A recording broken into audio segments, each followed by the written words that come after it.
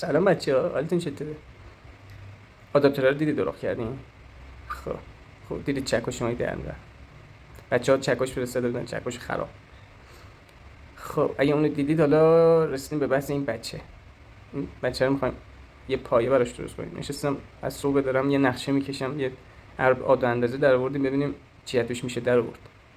بریم یه بریشی بزنیم، یه حرکتی روش بزنیم، جمعش کنیم بره. این از نقشه‌ای که کشیدیم، اینم از بچه‌اش. بریم برای برش آهناش.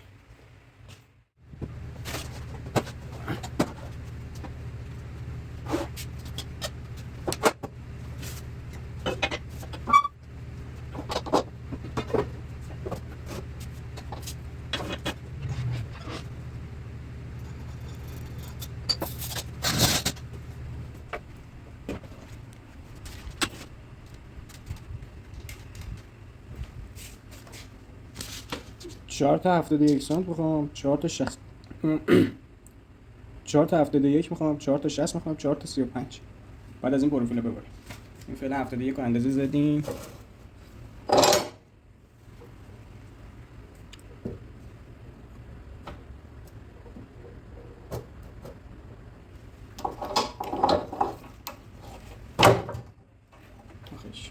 اینه که محافظ.